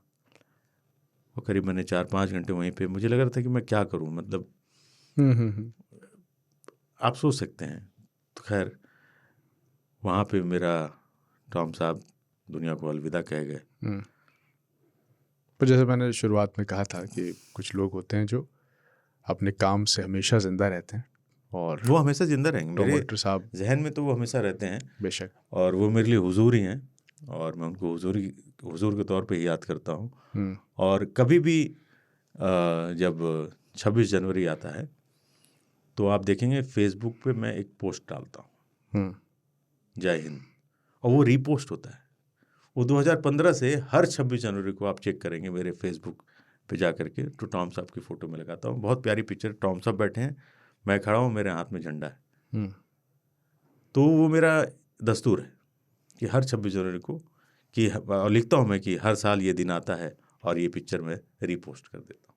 तो चिट्ठियों का दौर शुरू किया जाए। हाँ यार, मैं तो थोड़ा आज इमोशनल हो गया, लेकिन चलिए, टॉम साहब को बताना ज़रूरी है। मैं चाहता हूँ दुनिया के लोग उन्हें देखें, बेशक, उनकी वीडियोस जाके देखें, उनको सुने। उनके बड़े अच्छे अच्छे इंटरव्यूज़ हैं यूट्यूब पे, सुनिए आप उनकी, और मज़ा आएगा आपको सुन के। और मैं खुशनसीब रहा कि मैं उनके साथ काम किया, और हमेशा वो मुझे याद रहेंगे। वो दे के ही गए हैं मुझे बहुत कुछ। आज जो मैं बोल रहा हूँ वो उनकी देन है। मैं पूरा क्रेडिट टॉम साहब को देता हूँ। बेशक। तो बढ़ते हैं चिट्ठियों की तरफ। पहली चिट्ठी जो है वो अटलांटा अमेरिका से आई है, सुयोग देशमुख साहब की। Thank you. लिखते हैं कि देशमुख साहब लिखते हैं कि मैं ये पत्र अमेरिका के अटलांटा शहर से लिख रहा हूँ। मैं मूलतः भारत के टाइगर कैपिटल नागपुर महाराष्ट्र से हूँ। नागपुर को टाइगर कैपिटल इसलिए कहा जाता है क्योंकि शहर के आसपास कई बाघ अभयारण्य स्थित हैं। खांचा, मुझे आपकी वन्यजीवों के अनुभव और कहानियों को सुनना बहुत पसंद है। आपकी बांधवगढ़ के प्रति लगन और प्रेम देखकर मुझे अच्छा लगा। ये मुझे मेरे पुराने सुनहरे दिनों की याद दिलाता है जब मैं भारत में था। मैं भी वन्य जीवों का बहुत शौकीन हूँ, और इसके लिए मैं अपने पिता को श्रेय देता हूँ, जिन्होंने मुझे 10 साल की उम्र से ही देश के विभिन्न पार्कों में ले जाकर परिचित कराया। वाह। मुझे बाघ और प्रकृति से बहुत लगाव है। अपनी इंजीनियरिंग के 4 साल की पढ़ाई के दौरान मैं हर सेमेस्टर की छुट्टियों में अपने ख़ास दोस्त सुधांशु के साथ बांधवगढ़ नेशनल पार्क जाया करता था। मैं हमेशा वन्यजीव गलियारों में व्यावसायिक गतिविधियों और इसके वन्यजीवों पर प्रभाव को लेकर चिंतित रहता हूँ। जब मैं अमेरिका आया तो पार्कों के अंदर 2 लेन वाली टार सड़कें और ऊंची गति सीमा देखकर मैं हैरान रह गया। अमेरिका के जंगलों में सुंदर प्राकृतिक दृश्य ही होते हैं, और यहाँ लोग ज़्यादातर ट्रैकिंग और कैंपिंग करना पसंद करते हैं। यहाँ भारत के विपरीत वन्यजीव कम है और खुली जीप में जंगल सफारी का भी प्रावधान नहीं है, जो मुझे निराश करता है। आखिरी में उन्होंने लिखा है कि आपकी तरह बहुत ज़्यादा तो नहीं, लेकिन मेरा भी एक रोमांचक अनुभव है बाघ को देखने का। मेलघाट टाइगर रिजर्व में बाघ जनगणना के दौरान पानी के स्रोत के पास एक पेड़ की कच्ची मचान पर बाघिन और उसके 3 शावकों के बीच में रात बिताना। अगर आप अनुमति दें तो मैं अगले पत्र में इसके बारे में ज़रूर लिखूंगा। पिछले 9 सालों में अमेरिका में रहने और व्यस्त जीवन के कारण मेरी भारतीय राष्ट्रीय उद्यानों की यात्राएं कम हो गई हैं, लेकिन आपके पॉडकास्ट के ज़रिए भारतीय राष्ट्रीय उद्यानों की यात्रा के लिए नई ऊर्जा देने के लिए धन्यवाद। मैं जल्द ही कुछ योजना बनाऊंगा। सादर सुयोग देशमुख। देशमुख साहब कितने किस्मत वाले हो यार आप, और आपके पिताजी को मेरा सलाम है कि उन्होंने इतनी अच्छी चीज़ आपको दिखाई, जंगल से जोड़ा आपको, और अमेरिका में भी आप जंगल से जुड़े हुए हैं। और हम बहुत लकी हैं कि हम ये कहानी सुना रहे हैं, आप सुन रहे हैं और उसको अप्रिशिएट कर रहे हैं। और ये कहानी जो आपने बताई कि एक टाइग्रिस और 3 बच्चे, मैं समझ सकता हूँ कितना रोमांच भरा वो दृश्य रहा होगा। प्लीज़ इस कहानी को अगले उसमें चिट्ठी में आप ज़रूर सुनाएं, मैं सुनना पसंद करूँगा। बहुत शुक्रिया आपका, और यूँ ही आप शेर खां सुनते रहिए, देखते रहिए, शेयर कीजिए, और क्या चाहिए हमें। Thank you so much sir. Umang Dutt Pathak साहब लिखते हैं, जंगल जिंदाबाद। खांचा और जमशेद भाई को प्रणाम। अत्र कुशलम तथास्तु। मैं पुराना 3 तालिया, और जब से आपका जंगली दोस्त, मुझे जंगल और जानवर से ज़्यादा लगाव नहीं था। बस घर के नीचे जब भी चाय पीने और कुछ सेवन करने जाते थे तो पास के अपने जितने कुत्ते थे उनको बिस्किट खिला दिया करते थे। अच्छी बात। लेकिन फिर हुआ एक सुखद हादसा। पहला शेर खान का एपिसोड देखना और आपने जो किस्से सुनाए, मैं तो कसम से पागल हो गया। सोचा कैसे करके जाके एक शेर देखा है। तो मैंने अपने दोस्तों को बोला कि भाई पास में मैसूर ज़ू है, चलो ना चलते हैं। मेरे दोस्तों ने मुझे देखा और बोला कि तुम साले एक सामान लेने नीचे नहीं जाते हो और तुमको यहाँ से 165 किलोमीटर दूर जाना है। उनको बात हजम नहीं हुई तो मैंने उनको सुनाया पहला एपिसोड, और फिर अगले ही वीकेंड हम सब मैसूर के लिए रवाना हुए। काफ़ी सारे जानवर देखे और मैंने सबको बड़े गर्व से खांचा की कहानियां सुनाई। पत्र लिखने का बस यही एक मकसद है कि आपकी वजह से एक अच्छा ड्राइव नसीब हुआ, और जंगल तो ना जा सके पर हाँ शेर देखा और खूब फन किया। जमशेद भाई, आपकी आवाज़ का मुरीद हूँ, और खांचा आपके साथ बैठना है कभी। जंगल जिंदाबाद। अरे गुरु, जंगल जिंदाबाद। इन्होंने मुझे टेक्स्ट भी किया था, उमंग साहब ने। उमंग साहब, जंगल कभी नहीं छोड़ना है, न शेर खां को न जंगल को। और मैसूर बहुत खूबसूरत जगह है, वहाँ का जू जो आप देख के आ रहे हो बहुत ही सुंदर है जी।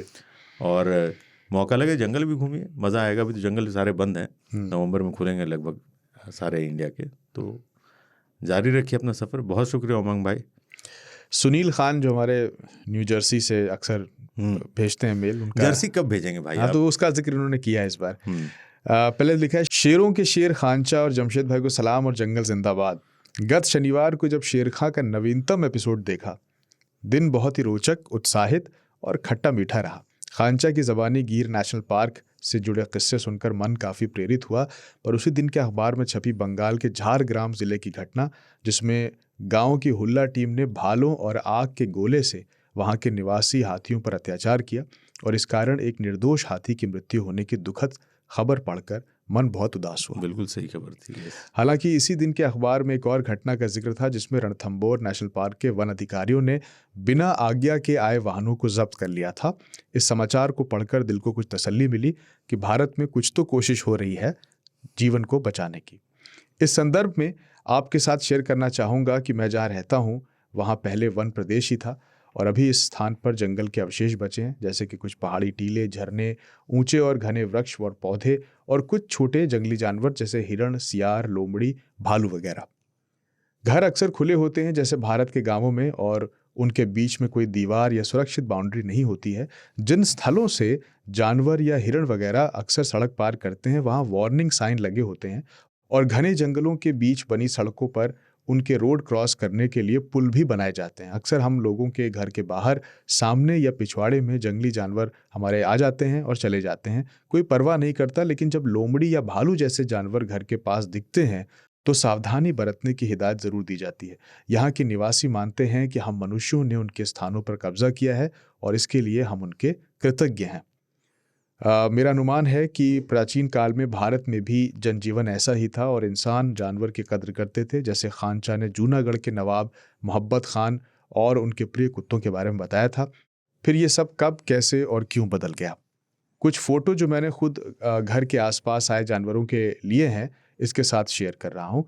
विनम्रता पूर्वक, Sunil, south orange city, new Jersey, America. और फिर लिखा है कि प्रिय आसिफ और जमशेद भाई, आपके लायक की जर्सी जो न्यू जर्सी में ही बनी है की खोज समाप्त, और कुछ समय बाद मैं दिल्ली, नोएडा, गुरुग्राम में प्रकट होकर प्यार से पेश करूंगा। ज़रूरत पड़ेगी आपके एड्रेस और फ़ोन नंबर की, जो इसी ईमेल आईडी पर आप भेज सकते हैं। बहुत शुक्रिया यार। सबसे पहले तो जर्सी मजाक हमने किया था, हम तो ऐसे ही, लेकिन आप आएंगे, मुलाकात होगी तो हमें बेहद खुशी होगी। और जितना प्यार आप वाइल्ड लाइफ को कर रहे हैं करते रहिए। और अवेयरनेस देखिए हर जगह पे होना चाहिए। आप हिंदुस्तान में हैं, चाहे आप न्यू जर्सी में हैं, कहीं पे भी हों, इन्वायरमेंट, वाइल्ड लाइफ को बचाना है। और ये शो जो हमारा एक, मैं मुहिम नहीं कहूँगा, बट अगर एक एपिसोड देख के एक आदमी भी प्रेरित होता है जमशेद भाई, जी, तो मैं मान लूँगा मेरा पैसा वसूल हो गया। सही बात है। एक आदमी भी। तो बहुत शुक्रिया सर। और आइए जल्दी मुलाकात करेंगे, अच्छी चाय पी जाएगी, कॉफ़ी पी जाएगी आपके साथ। प्रगति सिंह हैं जो मेरठ से लिखती हैं। एक बार का किस्सा है, मैं और मेरे हस्बैंड राजा जी नेशनल पार्क एरिया के आसपास से, जो हरिद्वार ऋषिकेश का रास्ता है जंगल वाला, वहाँ से हम गुजर रहे थे। तो मैंने कहा कि मेरी एक फ़ोटो ले लीजिए। तो हम अपनी स्कूटी से उतरकर 5-10 मीटर की दूरी पर ही जाकर खड़े हो गए। तभी एक तेज़ रफ्तार से गाड़ी रुकी और वो व्यक्ति बोला, 25,000 है आपकी जेब में कैश? मेरे हस्बैंड बोले कि नहीं है। फिर वो व्यक्ति बोला कि अगर नहीं है तो चुपचाप निकल लो, नहीं तो जंगल में रोड पर रुककर फोटो खिंचवाने से जुर्माना लगता है। आप लोगों को पता तो होता नहीं। मुझे इतना बुरा लगा। हालांकि फिर हम समझ गए कि अच्छा, शायद इसलिए बोल रहा हो कि जंगल एरिया में कोई जानवर हमें हर्ट ना करते। लेकिन फिर रिवर साइड पर आगे चलकर हिरन बहुत दिखे और हमने डिसाइड किया कि हम एक बार ज़रूर टाइगर रिजर्व विजिट करेंगे। आप दोनों की स्टोरीज बैक टू बैक हम देख रहे हैं। Like it. जंगल जिंदाबाद। प्रगति सिंह। प्रगति जी, बहुत शुक्रिया आपका। आपको मैं बता दूं कि वो जिस रास्ते की आप बात कर रही हैं वो चिला वाला रास्ता है, जो कि नीलकंठ को जोड़ता है। तो एक बड़ा जंगल का अच्छा पैच है। 25,000 छोड़िए, वहाँ पे हाथी बहुत ज़्यादा है। अगर वो आ जाएंगे तो आपकी ज़िंदगी में खतरा हो सकता है। तो वहाँ आप गुजरे, लेकिन रुके नहीं। जहाँ रुकने के पॉइंट्स बने वहाँ रुक जाएं आप। चाय की टपरी वाली दुकानें हैं वहाँ पे, कुछ वहाँ रुक जाएं, नज़ारा ले लें, फ़ोटो क्लिक कर लें। बट जंगल में जब आप जाएं, सबसे पहले सावधानी, वरना पिक्चर खींचना तो आप कहीं भी खींच सकते हैं। और राजा जी में इस समय बहुत अच्छे टाइगर्स हैं। आप अगर इर्द गिर्द रहते हैं मेरठ से तो बहुत ही करीब है, ज़रूर जाइए। जंगल बहुत खूबसूरत है, बहुत मज़ा आएगा। अगली चिट्ठी है रोली जिंदल की। आसिफ भाई नमस्कार, कॉन्ग्रेचुलेशंस फॉर शेर Khan, your podcast has become my absolute favourite. My husband is an avid wildlifer, and with him, I have had the opportunity to spend time in many jungles in India and Africa. I find the experiences very calming and meditative. I'm currently traveling to Boston. Heard your Gir podcast here and totally agreed that Gir में वो जंगल वाला thrill नहीं है. Sighting are too easy and too well managed. Also, the Royal Bengal tiger is true royalty. No other cat comes close. आपकी कहानियाँ सुनने के बाद मैंने भी अपनी डायरी में 11 साल पुराना पत्र निकाला रणथंभौर के बारे में। शायद आपको अच्छा लगे और कभी मौका मिले तो इन बाघों की कहानी सुनाइएगा। इन्होंने नाम ले सुंदरी, कृष्णा, जालिम, स्टार, नूर, उस्ताद, लेजेंडरी टाइगर्स हैं सब। बिल्कुल। इनफैक्ट शायद हम लोग एक बार रणथंभौर में मिले हैं। आपसे ऐसा याद आता है, या तो साइटिंग का वेट करते हुए या शायद डिक्की सिंह के यहाँ। हाँ, डिक्की सिंह अब आदित्य नहीं रहे बेचारे। 1 साल पहले ही उनका इंतकाल हुआ। आदित्य सिंह डिक्की सिंह थे, पूनम उनकी वाइफ हैं। Somehow I have a memory of having met you, लेकिन परिचित लगने की वजह एक और भी हो सकती है, बनारसी, और दूसरा बनारसी परिचित, हर बनारसी परिचित ही लगता है। अच्छा, आप बनारस से ही हैं? हाँ, इन्होंने ऐसे ही लिखा है। वाह। और इन्होंने हमारी अगले एपिसोड, बहुत बहुत शुक्रिया आपका, अगले एपिसोड का आपने हमें कैरेक्टर दे दिया। अगला एपिसोड जो हम कर रहे हैं वो उस्ताद, जो रणथंभौर के एक बेजुबान निर्दोष, मैं कहूँगा, जिसको सज़ा मिली उम्र कैद की, वो कहानी होगी। तो वो ज़रूर देखिएगा आप। और बहुत शुक्रिया, आप इतने जंगल घूमती हैं। और आदित्य साहब की बात कर दी आपने, तो क्या बताऊँ, आज टॉम साहब की बात हुई, फिर आदित्य की बात हो गई। तो लिखा है कि एक बनारसी को दूसरे बनारसी परिचित ही लगता है। उस विषय पर कभी और बात करेंगे। Jamshed is an excellent host, my compliments to him as well. जंगल जिंदाबाद। रोली जिंदल, दिल्ली। शुक्रिया रोली जी। शुक्रिया रोली जी। और अगला एपिसोड देखना ना भूलिएगा, वो होगा उस्ताद। और बाकी जो जाली मैंने जिक्र किया था पिछले एपिसोड में, तो सारे टाइगर जो हैं सेलिब्रिटी वो आएंगे। उस्ताद ज़रूर देखिए। बहुत शुक्रिया आपका। विवेक व्यास जी ने लिखा है, हेलो खांचा, I am Vivek Vyas from Gujarat, I am illustrator, my artist name is Algari and lion lover. Thank you very much for making a podcast on Asiatic lions, because there is a very little information for Asiatic lions. As I am artist, I have done lot of art work of lion. एक तरीके से जब हम बात करेंगे कि African और Asiatic lines के डिफरेंसेस, एक और बड़ी बात है जो that makes a lot of differences. हमारी लोकल लैंग्वेज में उन्हें जोगी कहते हैं। काफ़ी बात करना है, पर I am not a good writer to express. एक फेमस पोइट हैं श्री जवेर चंद मेघन, उनके द्वारा निर्मित एक कविता है चरण कन्या, जो एक लायन और एक चरण, एक मालधारी लड़की पर है। I have done very illustrations on that, I really like to share it with you, और मेरे कुछ लाइन्स के काम भी शेयर कर रहा हूँ, होप आपको पसंद आए। God bless you and thank you for podcast, because I usually work late night and while listening your podcast लगता है जैसे दोस्तों की महफिल सजी हो। आई am not a good writer, but इसलिए मेरी गलतियाँ जो हैं उन्हें माफ़ कर देना भाई। दिल से धन्यवाद। शेर खान के हम जैसे जंगलियों की तादाद बढ़ी है, ऐसी दुआ है। जंगल जिंदाबाद विवेक व्यास। इन्होंने गुजराती में कविता भी लिखी है, तो वो मैं नहीं पढ़ पाऊँगा, लेकिन बहुत शुक्रिया आपकी इस खत के लिए। बहुत शुक्रिया भाई। आपने तो और मतलब आपने कहा कि आप इमेज वगैरह ड्रॉ करते हैं, तो कुछ हो तो शेयर कीजिएगा, मैं देखना पसंद करूंगा उसे। और बहुत शुक्रिया आपका। सुनते रहिए, देखते रहिए, शेयर कीजिए। ऋषभ गुप्ता लिखते हैं, जंगल जिंदाबाद, ये शो लगातार बेहतर होता जा रहा है, इस पर ऐसी चर्चा होती है जिससे सभी को जंगल से प्यार हो जाएगा। मेरा एक सवाल भी है कि क्या भारतीय शेर, बाघ, तेंदुओं का स्वभाव अन्य महाद्वीपों के शेर, बाघ आदि से अलग होता है? धन्यवाद ऋषभ। हाँ, देखिए, अलग अलग इन्वायरमेंट में रहते हैं तो उनका बिहेवियर भी थोड़ा सा अलग ही होता है, लेकिन मोस्टली जो फितरत है कैट फैमिली का जी, वो वैसा ही होता है। लेकिन आप कहें कि जो मसाई मारा के लायन हैं और जो गिर के हैं, उनमें फ़र्क क्या है, तो ऑफ कोर्स उनका इन्वायरमेंट बिल्कुल अलग है, हमारे यहाँ का अलग है, तो बिहेवियर चेंजेस थोड़े होते हैं। जी, तो ये थी आज की चिट्ठियाँ। अगर आप भी हमें चिट्ठी लिखना चाहते हैं तो हमारा पता है radio@aajtak.com। आप हमें चिट्ठी लिखिए, ख़त लिखिए, हम उसे शामिल करेंगे। और अब बढ़ते हैं यूट्यूब कमेंट्स की तरफ। आपके बहुत सारे कमेंट्स हैं। शुरुआत करने से पहले फिर बता दें कि हमने सारे कमेंट्स को पढ़ा है, खांचा ने पढ़ा है सारे कमेंट्स को। बिल्कुल, मैं पढ़ता हूँ और जवाब भी देता हूँ। जवाब भी देते हैं। तो कुछ कमेंट्स पढ़ते चलते हैं। आनंद साहब ने लिखा है कि गिर के शेरों को देखकर ऐसा लगता है कि उनकी शिकार की क्षमता और व्यवहार में एक किस्म का दब्बूपन आ गया है। नहीं यार, टाइगर, लायन, कैट फैमिली वैसे ही होती है, दब्बूपन नहीं है। जैसे मैंने कहा कि वो थोड़े से लेजी हैं, होते हैं लायंस दिखने में, इसलिए आपको लगा होगा कंपेयर टू टाइगर, बट करीब मत जाना क्योंकि फुर्तीलेपन से आपको लपेट लेंगे वो। बहुत शुक्रिया सर। सिद्धराज सोलंकी लिखते हैं, मैं भी गिर से हूँ और फॉरेस्ट डिपार्टमेंट में ही जॉब करता हूँ। हाँ, मैंने इनका पढ़ा था, कमाल लिखा इन्होंने।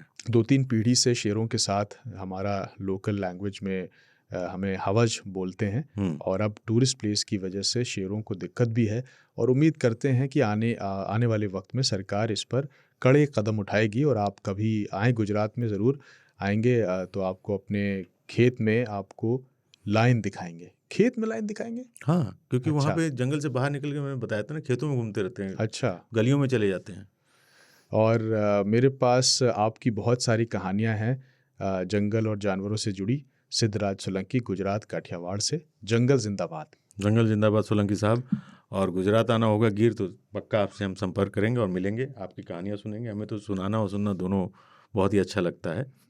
और लेकिन अपना ध्यान रखिए, और हो सके तो लायंस को बचाने के लिए, कंजर्वेशन के लिए काम कीजिए, अवेयरनेस के लिए। 2-4 आदमी भी सही हो जाएं तो आपका मकसद, हमारा मकसद पूरा होता है। शुक्रिया सर। शिवा तिवारी कहते हैं, 2 दिग्गजों को साथ सुनना ऐसा है जैसे आसमान में एक चांद और सूरज का साथ चमकना। पिछले दिनों शेर खान उर्फ आसिफ खान जी को इंडिया टुडे के ऑफिस के बाहर देखा था, किसी से बात कर रहे थे। अरे वाह। आपको पहले से सुन रहा हूँ, लेकिन उस दिन के बाद से आपको जब भी स्क्रीन पर देखता हूँ तो लगता है जैसे पुरानी जान पहचान है, जो पहले कभी कोई एपिसोड मिस भी हो जाता था पर अब नहीं होता। शिवा तिवारी। शिवा भाई, मिल लेते यार, मतलब इतना भी मतलब क्यों नाराज़गी मुझसे? आप आ जाते, मैं आपके साथ एक चाय पी लेता यार, कभी और दिखूं तो ज़रूर आके मिलिए, बहुत अच्छा लगेगा, बहुत शुक्रिया। बाबू खान साहब कह रहे हैं लाजवाब अनुभव साझा किया। भीम कुमार कह रहे हैं खांचा कमाल के आदमी हैं, थैंक यू। आप बहुत मज़े दिला देते हो। मुझे दिला दे तो thank you boss, thank you. ज़िंदगी में मज़े आने चाहिए यार।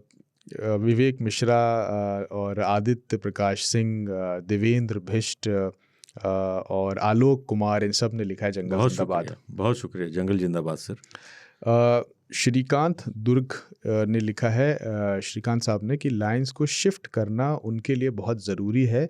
ये क्यों नहीं सोचते गवर्नमेंट? सेल्फिश होने की वजह से शेर ख़त्म हो सकते हैं। देखिए, ये गवर्नमेंट का मामला है, लेकिन हम जिस तरीके से बात कर रहे हैं, हो सकता है, मैंने फिर कहूँगा कि ये मुहिम नहीं है, लेकिन एक तरीके की मुहिम ही माना जाएगा कि हम आप बात कर रहे हैं तो ये सरकार के कान में भी जाएगी, उनको भी पता है, और एक दिन ज़रूर सब कुछ सही हो जाएगा। बिल्कुल। पंकज जी ने लिखा है, खांचा मोहब्बत खान जी की कहानी मैंने पहले कभी नहीं सुनी थी। आपका शेर खान हो या तीन ताल, दोनों ही ज़बरदस्त है, सुनने में आनंद आ जाता है। ऐसे ही मनोरंजन के साथ हमारी जानकारी बढ़ाते रहिए। पंकज। थैंक यू पंकज भाई, सुनते रहो, देखते रहिए, शेयर कीजिए, और आपका प्यार बस यूं ही बना रहे। और ऐसे ही आप कमेंट्स करिए, और हर कमेंट के नीचे अपना नाम और शहर ज़रूर लिखिए। देखिए, नाम लिखने से फ़ायदा कितना हो रहा है। हाँ, पता चल रहा है हम किससे बात कर रहे हैं, है ना। हाँ, और इसके बाद तरुण सिंह जी कहते हैं, पिछले 4 हफ्तों से सोच रहा हूँ कि जमशेद को कहीं तो सुना है।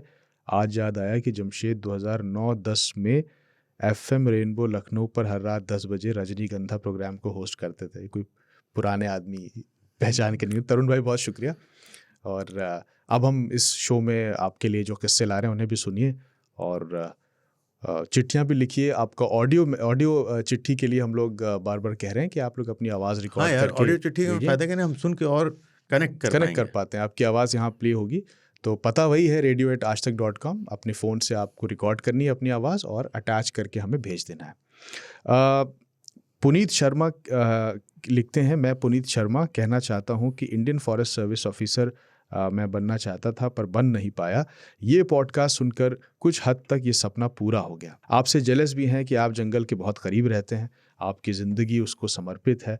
पर ठीक है, मना लेंगे खुद को। बस इकोलॉजिकल टॉपिक लेवल और बता दें, ताकि जो लोग जानवर को बुरा समझते हैं उन्हें पता चले कि जानवर क्यों ज़रूरी हैं। धन्यवाद आपका, ये इतने लीन होकर और इतने पैशनेट तरीके से आप किस्से बताते हैं।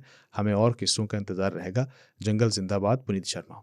थैंक यू पुनीत भाई, और जलने की ज़रूरत नहीं है यार। आप IFS नहीं बन पाए, इसका वो है आपको, लेकिन जंगल आप भी समझते हैं, सुन रहे हैं, देख रहे हैं, तो देखते रहिए, सुनते रहिए, और जंगल जिंदाबाद है आपको। शोभाश्री राघवन साहब बैंगलोर से लिखते हैं, लव दिस पॉडकास्ट। आज फाइंड किया और सारे 6 एपिसोड फिनिश कर दिए। वाह, ये बात, पहली बॉल पे 6 6 के 6। बेसब्री से नेक्स्ट एपिसोड का इंतज़ार है अब। Please make the episode longer. I can't get enough of hearing about our forest and wild life and the men and women working for this. मेरी मदर कोयम्बटूर के उस एरिया में रहती हैं जहां एलिफेंट कॉरिडोर है। उस एरिया के फार्मर्स का इंटरेक्शन विद एलिफेंट कुछ हार्ट वार्मिंग है, कुछ नॉट सो मच।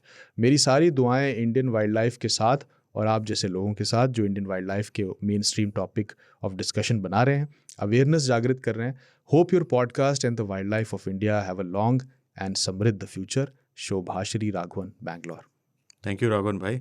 और वो जो आपने लिखा कि हाथी और आप लोगों का, मतलब जो आपके नानी का घर लिखा है उन्होंने, तो वहाँ पे जो है वो होता है थोड़ा बहुत यार। वो तो घर में 4 आदमी होते हैं तो जनक पटक हो जाता है, इतना चलता है, बट किसी को नुकसान नहीं पहुँचाने का और खुद भी उससे अफेक्टेड ना हो, इसका ध्यान रखा जाए। Thank you so much sir.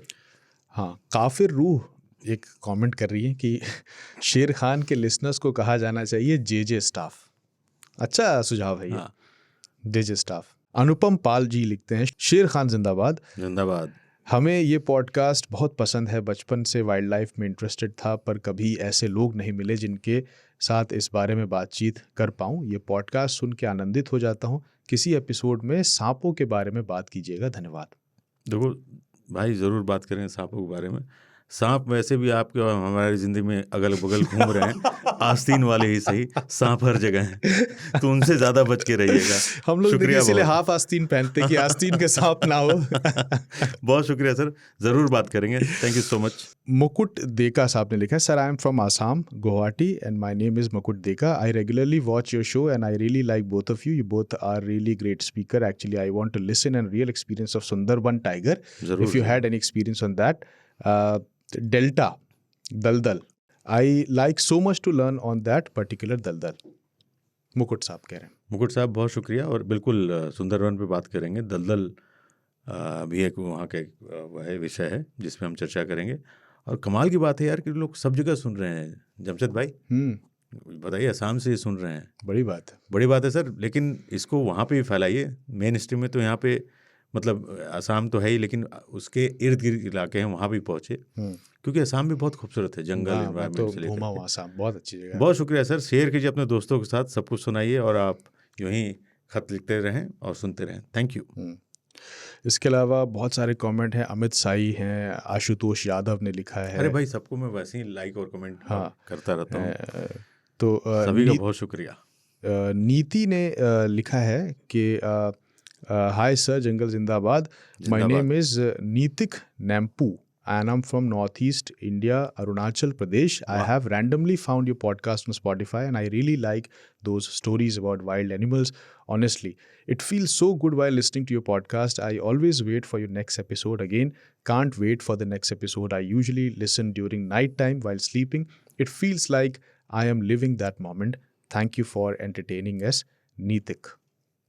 Thank you so much. देखिए, एक और उसी स्टेट मतलब बगल से एक और लिसनर हमारे जुड़ गए हैं, तो आप लोग सुनते रहिए, फैलाते रहिए, और हम आपको इसी तरीके से एंटरटेन करते रहेंगे, जागरूक करते रहेंगे लोगों को। Thank you so much. Asad Ali Abbasi ने कमेंट किया है, थैंक यू उन्होंने लिखा है। बहुत सारे कमेंट्स हैं, आप सबका बहुत बहुत शुक्रिया। देखिए, कमेंट से सीधा है ना जमशेद भाई, यूट्यूब पे जो आ रहा है उस पर तो मैं लाइक कमेंट जितना होता है मैं कर ही देता हूँ, और अपने लोगों को खत लिखने दीजिए, हम पढ़ते रहेंगे। तो आप सभी का बहुत बहुत शुक्रिया। और टाइम की थोड़ी कमी है जमशेद भाई को भी जी, और अपन को भी काम पे भागना है, तो ये तो हम आपके लिए करते हैं, आपके प्यार में फंस चुके हैं हम लोग जी, तो हमें ये करना ही पड़ेगा, अब इसे नहीं छोड़ा जा सकता। तो जमशेद भाई नंबर वगैरह, मेल आईडी वगैरह बता दीजिए। तो आप कमेंट्स करते रहिए, अपना ऑडियो मैसेज भेजते रहिए, चिट्ठियाँ भेजते रहिए, और देखते सुनते रहिए जंगल जिंदाबाद, हमारा शो शेर खान। आपको मैं बता दूं एक बार फिर से नंबर, जो हमारा व्हाट्सएप का नंबर है, जो है 9953323303। हमारा ईमेल आईडी है radio@aajtak.com, और सोशल मीडिया हैंडल पर अगर आपको खांचा को ज्वाइन करना है तो @007 आसिफ खान इनका ट्विटर हैंडल है, आप उन्हें वहाँ पर फॉलो कर सकते हैं। अगर आप मुझे फॉलो करना चाहते हैं तो @जमशेद हमद है, आप वहाँ पर अपना ख़त या इस शो के बारे में जो भी आपको कहना हो आप कह सकते हैं। तो देखते सुनते रहिए, बिल्कुल, जंगल जिंदाबाद।